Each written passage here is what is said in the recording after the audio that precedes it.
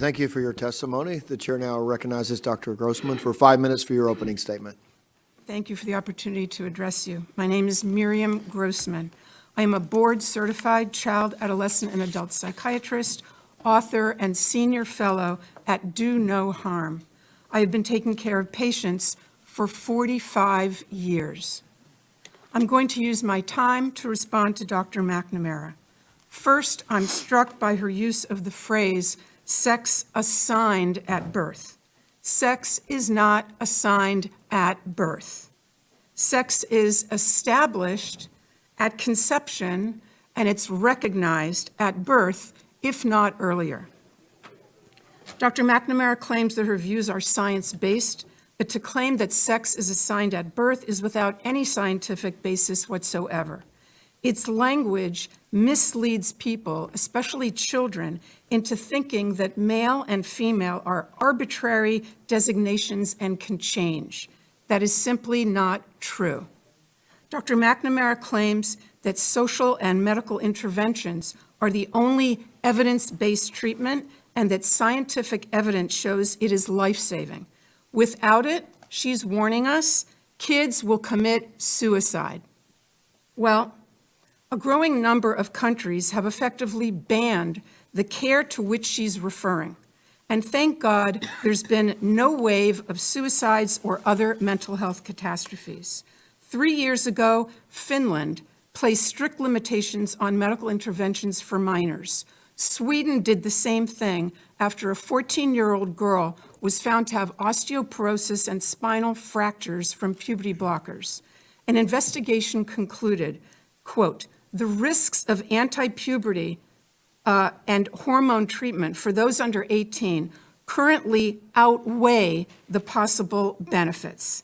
The UK conducted a review and called the evidence very low. They've also placed severe restrictions on the care that Dr. McNamara calls life-saving. Norway also analyzed the data and has made similar changes in policy. The National Academy of Medicine in France warned, quote, great medical caution must be taken in children and adolescents given the vulnerability of this population and the many undesirable, even serious complications the therapies cause. Doctors in New Zealand and Australia have published similar statements. Is Dr. McNamara suggesting that all these countries are rejecting evidence-based treatment and placing their kids at risk of suicide? Regarding that point of view, Finland's gender expert, Dr. Rita Kaltiela, said, quote, it's purposeful disinformation, the spreading of which is irresponsible. All 7 countries, and Florida too, of course, concluded that kids don't need their development interrupted, the girls don't need their periods stopped and their voices lowered, and the boys don't need to grow breasts.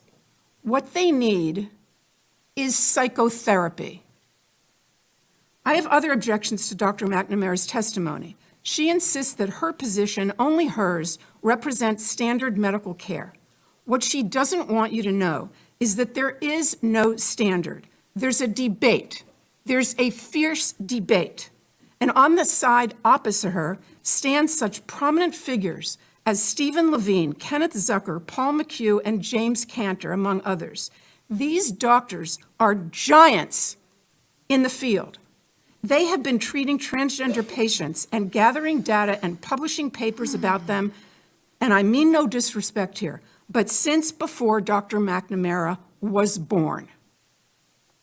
The point is that those veteran clinicians and others who have wisdom and experience are ignored because they disagree with the current narrative. They're against medical interventions for the same reason those 7 countries are.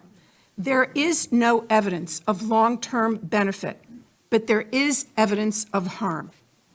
I'll end by quoting Jamie Reed, the courageous whistleblower from the Children's Gender Clinic in St. Louis. I believe that that hospital receives the medical education funding that we're discussing today. She said that doctors at that clinic said, we are building the plane while we are flying it.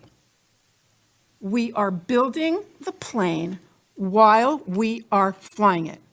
That's how they described the treatment at their gender clinic. Our precious tax dollars should not support such a perilous experiment. Thank you.